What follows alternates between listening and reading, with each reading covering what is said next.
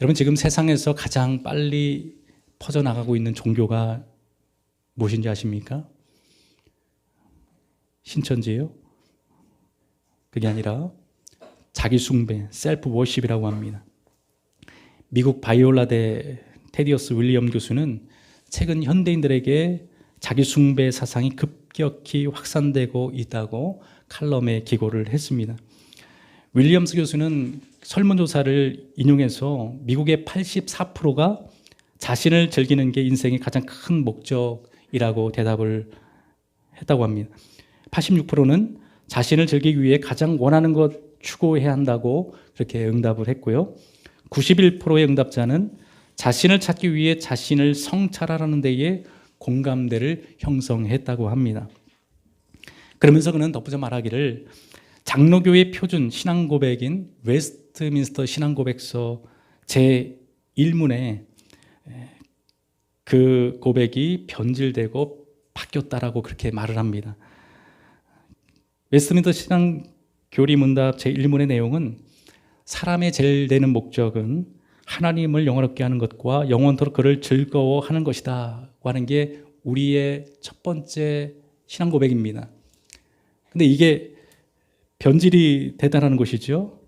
지금은 사람의 제일 되는 목적은 자신을 영원롭게 하고 자신을 영원토록 즐거워하는 것으로 변질된 듯하다라고 그렇게 말을 했습니다.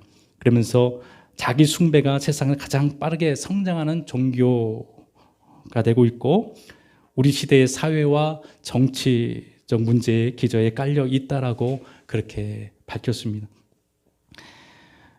그 설문조사와 그의 기고를 통해서 알 수 있듯이 지금 현대인들에게 가장 많이 깔려있는 그 기저가 뭐냐면 철저하게 자기중심적이라는 거예요. 그리고 철저하게 자신의 즐거움과 행복을 위해서 사람들이 살아가고 있다고 하는 것입니다. 얼핏 보면은 좋은 얘기 같죠. 자신의 행복과 기쁨을 위해 살아가는 것, 뭐가 잘못된 것입니까?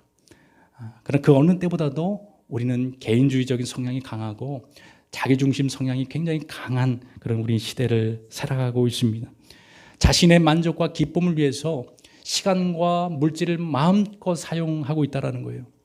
요즘에 생겨나는 신조어가 뭡니까? 카푸어라든지 명품 푸어라는 그런 신조어가 생겨날 정도로 요즘 젊은이들은 굶어 죽을지언정 밥을 못 먹을지언정 자기가 원하고 하고 싶은 거를 위해서 돈을 아끼지 않는다는 거예요. 월급을 받아도 거기다 다 쏟는다는 것입니다. 차를 갖기 위해서 자신의 월급을 거기다 다 쏟아붓는데요. 지금 명품을 소비하는 층이 20, 30대가 가장 높다고 합니다. 그러니까 젊은 아이들 돈이 어디 있습니까? 예전에는 백화점에 가서 명품을 사는 사람들은 그래서 돈이 있고 어느 정도 연륜이 있는 분들이 쇼핑을 하고 그랬는데 지금은 20, 30대 아이들이 명품을 사기 위해서 아침에 줄을 선다라는 거예요. 자신의 만족과 기쁨을 얻기 위해서 자신의 물질을 다 아낌없이 쏟아붓고 있다고 하는 것입니다. 오직 자신을 위해서 살아가고 있는 거예요. 자신의 만족과 기쁨을 위해 살아가고 있다고 하는 것입니다. 사람들은 자신들의 생각이 진리라고 생각을 하고 또 자신들이 행하는 행동을 그래서 정당화시키는 시대 속에서 우리가 살아가고 있다는 거예요. 자신이 절대화되고 있는 시대 속에 살아가고 있습니다. 자신의 생각이 말이 진리라는 거예요. 그러니까 자신이 옳게 생각을 하고 그렇게 행동을 하면 정당화를 시키는 것입니다. 그게 잘못된 행동이라도 그게 정당화가 되는 거예요. 왜? 자신이 절대적이기 때문에 그렇습니다. 그래서 요즘에 생겨나는 게 뭡니까? 트랜스젠더나 동성애라든지 낙태 같은 이런 현상들이 굉장히 많이 생겨나고 있어요.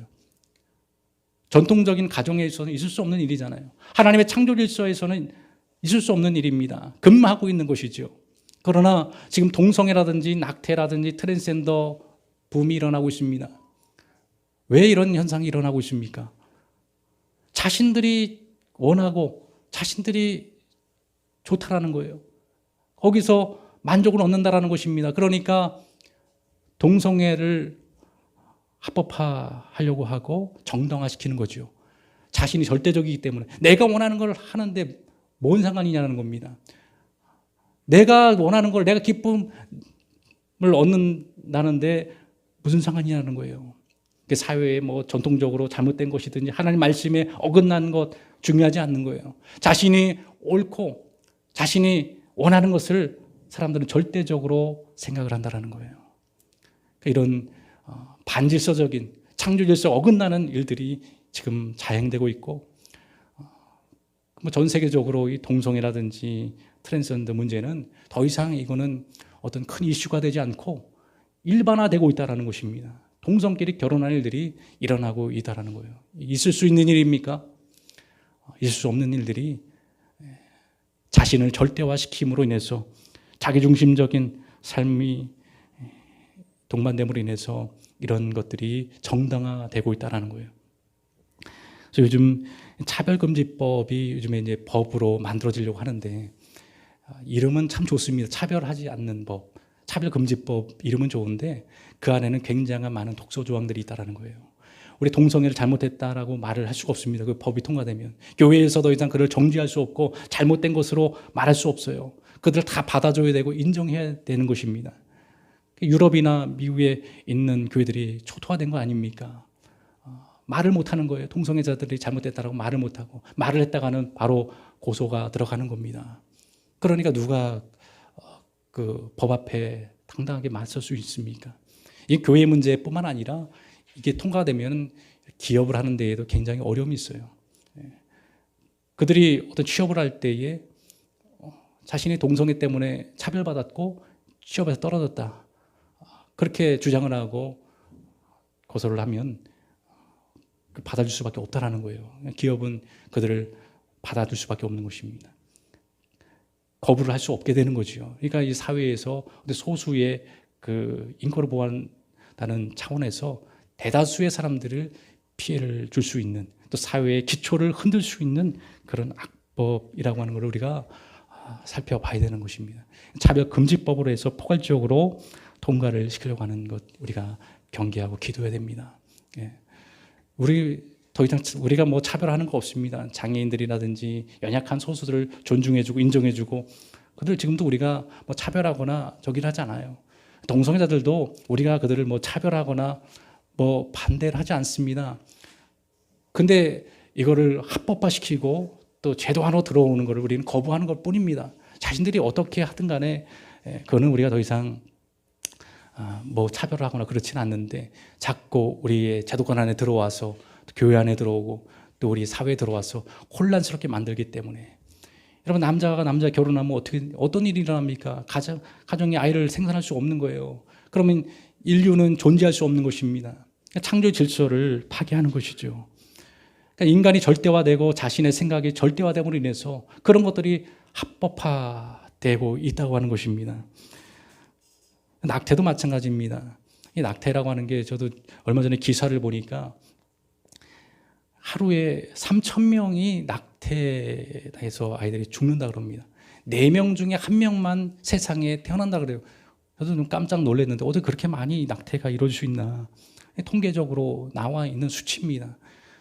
그러니까 그만큼 지금의 사람들이 자신의 즐거움을 위해서 그 생명을 경히 여기고 있다는 거예요. 경솔히 여기고 있다는 것입니다. 한 생명입니다. 자신의 즐거움을 위해서 모든 걸 희생해도 괜찮다고 하는 그런 사상이 깔려 있다는 것입니다. 자신이 중요하다는 거예요. 자신이 절대적이라는 것입니다. 자신의 즐거움과 만족을 위해서는 다른 것들이 희생돼도 괜찮다고 하는 그런 생각이 기저에 깔려 있는 것입니다. 우리 믿음의 사람들은 그래서 이런 것들을 성경적으로 또 깨어서 바라볼 필요가 있다고 하는 것이죠. 또 오늘 기사에 보니까 브라질의 한 모델이 자신과 결혼을 했다고 해서 이게 참 큰 이슈가 됐는데, 깜짝 놀랐어요. 자신과 어떻게 결혼을 하나. 자신이 다른 남자들 싫고 자기는 자기 자신이 당당하고 좋다라는 거예요. 그러니까 자신과 결혼을 했습니다. 근데 여러분 3개월 만에 이혼을 했다 그래요. 왜 그랬습니까? 다른 남자가 생겨서, 사랑하는 남자가 생겨서 자신과 이혼을 했다고 합니다. 그러니까 참 세상에 별일들이 다 일어나고 있는데 무엇을 말해주고 있습니까? 자신의 생각과 감정이 절대적이 아니라는 거예요. 그때는 내가 소중하고 나와 결혼해서 평생 잘 살 것 같았는데 3개월 지나서 새로운 남자가 생기니까 그 남자가 더 좋은 거죠. 여러분, 이게 우리의 인간의 연약함입니다. 바뀐다라는 거예요. 우리 생각과 마음이 수시로 바뀌는데 어떻게 절대화할 수 있고 진리라고 말할 수 있습니까? 어떻게 우리 감정과 우리의 생각과 판단이 절대적이라고 어떻게 말할 수 있어요? 늘 실수투성인데, 늘 부족한 투성인데 어불성설인 것입니다.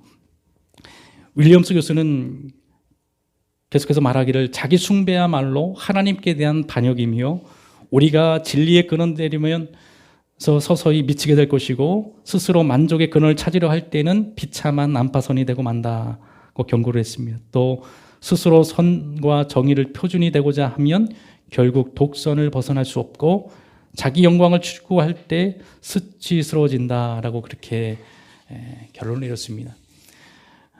우리가 알아야 될 것은 이 세상에 존재하는 그 어떤 것도 절대적일 수 없습니다. 또 숭배의 대상이 되지 못한다는 거예요.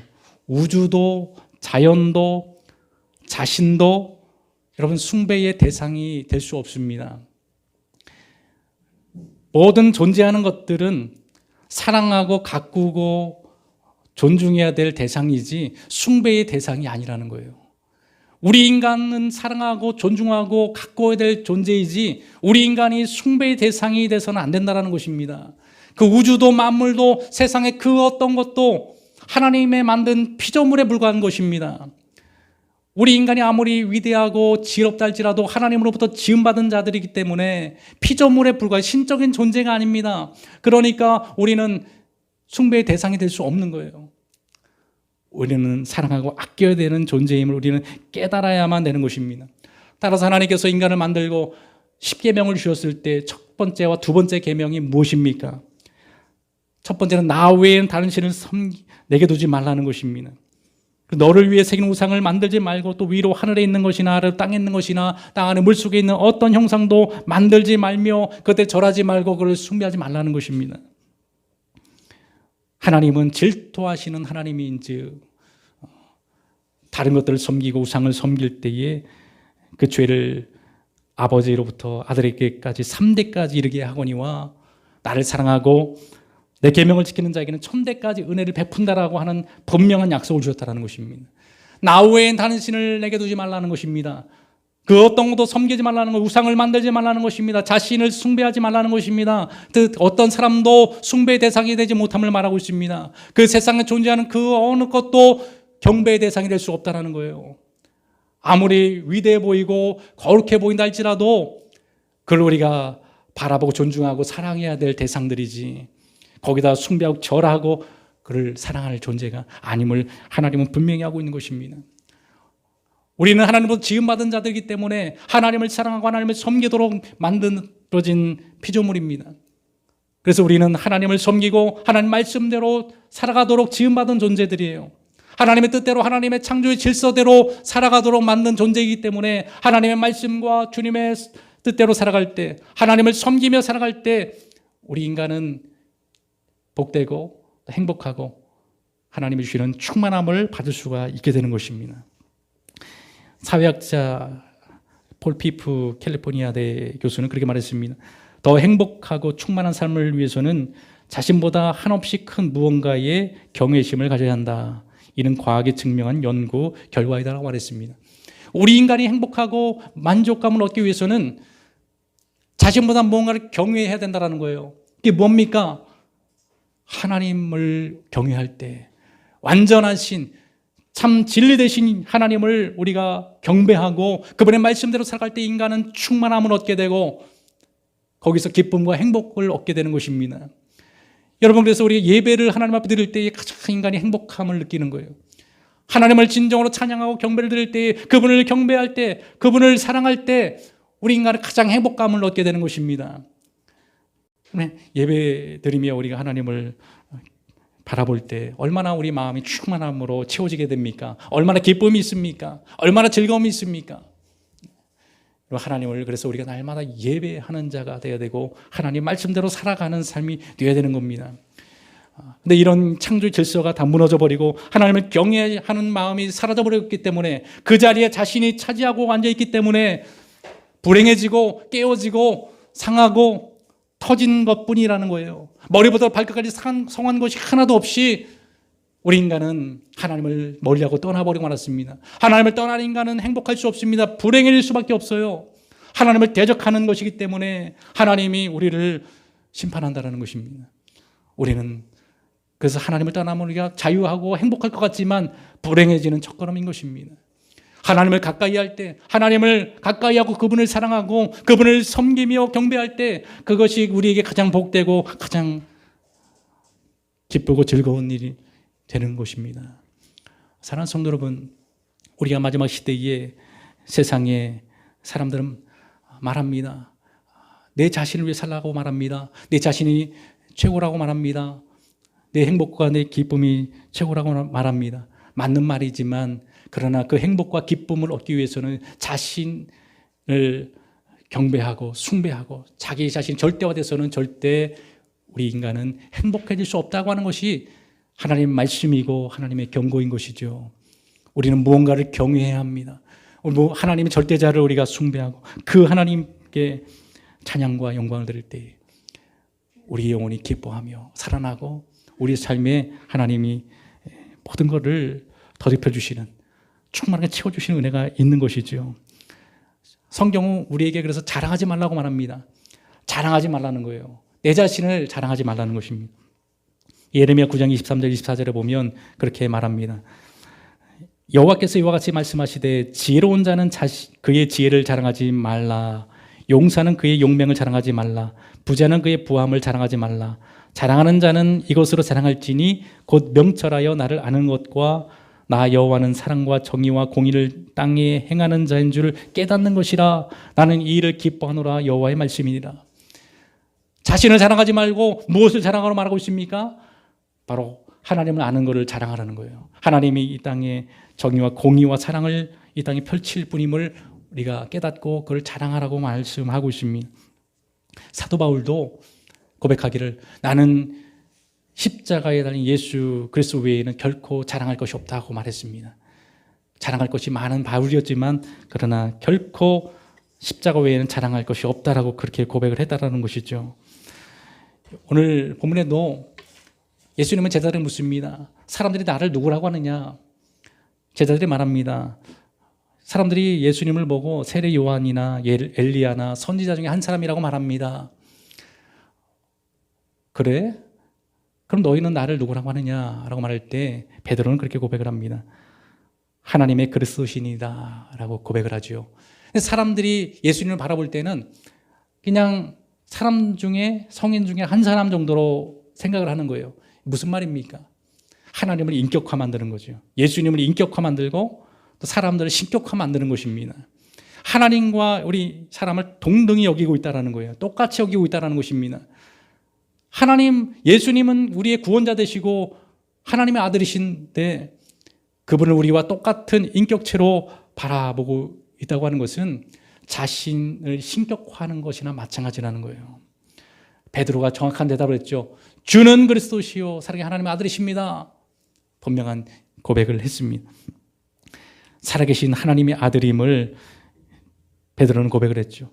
그분이 우리의 섬김을 받을, 우리가 섬겨야 될 유일한 분이심을 베드로는 정확하게 고백을 한 것입니다. 이 땅에 우리를 구원하고 우리의 경배를 받으실 분은 예수 그리스도 한 분밖에 없음을 분명하게 말씀해 주고 있는 것이죠. 여러분, 우리 자신을 신격화하는 것을 우리는 내려놔야 합니다. 우리 자신을 자랑하고 드러내는 것 멈춰야 하는 겁니다. 진정한 주님의 제자가 되고 진정한 주님을 사랑하는 자라면 우리 자신을 부인해야 되는 거예요. 내 자신을 부인하는 삶을 살아야 되는 것입니다. 왜 자랑하지 말라고 말하고 있습니까? 하나님으로부터 주어진 거기 때문에, 하나님께서 주신 것이기 때문에 그거를 자랑할 거가 없다는 거예요. 자랑은 하나님을 자랑하라는 것입니다. 주신 분을 자랑하는 것입니다. 나에게 이런 것을 은혜 주신 분을 자랑하는 것입니다. 그럼 우리가 나에게 주어진 것은 내가 이루은 것 같지만 하나님이 결국 주신 지혜와 하나님 주시는 그 모든 상황을 통해서 하나님 주신 것을 우리는 바라봐야 하는 것입니다.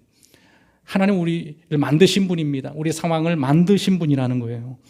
그렇기 때문에 우리에게 맡겨준 것뿐이지 이게 원래는 내 소유가 아닌 거예요. 하나님이 언젠가 그 우리의 재능들을 다시 찾을 때가 온다고 하는 것이죠. 그래서 우리는 늘 하나님을 찬양하고 예수 그리스도를 드높일 수 있는 우리의 신앙이 되어야 되는 것입니다. 그래서 오늘 29장 누가복음 9장 23절에 뭐라고 말씀하고 있습니까? 우리 누가복음 9장 23절 한번 다 같이 한번 읽어보도록 하겠습니다. 자, 시작. 또 무리에게 이르시되 아무든지 나를 따르려거든 자기를 부인하고 날마다 제 십자가를 지고 나를 따를 것이니라 말하고 있습니다. 여기 보면 영어로도 돼 있죠. 밑에 보면은 Whoever wants to be my disciple. 그러니까 누구든지 나의 제자가 되기를 원하면 뒤에 뭐라고 되어 있습니까? Must deny themselves. Must라고 하는 건 반드시라고 하는 강조를 하고 있는 것이죠. Must deny themselves. deni라고 하는 말은 사실이 아니라고 말하다라고 하는 의미가 있고 부인하다라고 하는 의미가 있습니다. 반드시 자신을 부인해야 된다는 거예요. 내 제자가 되기를 원하면 반드시 내 자신을 부인해야 된다는 것입니다. 아니라고 말해야 된다는 거예요. 내가 절대적인 자가 아니라고 말을 해야 된다는 것입니다. 그 세상에 그 어떤 것도 어떤 사람도 신격화될 수 없고 절대적이 될 수 없고 진리가 될 수 없음을 반드시 말해야 된다는 것입니다. 그래야 진정한 제자가 될 수 있다는 거예요. 오직 예수님만이 우리의 구원자이시며 그분만이 우리의 경배의 대상이 된다고 하는 것을 분명하게 말을 해야 된다는 거예요. 자신을 부인해야 된다는 것입니다. 제자가 뭡니까?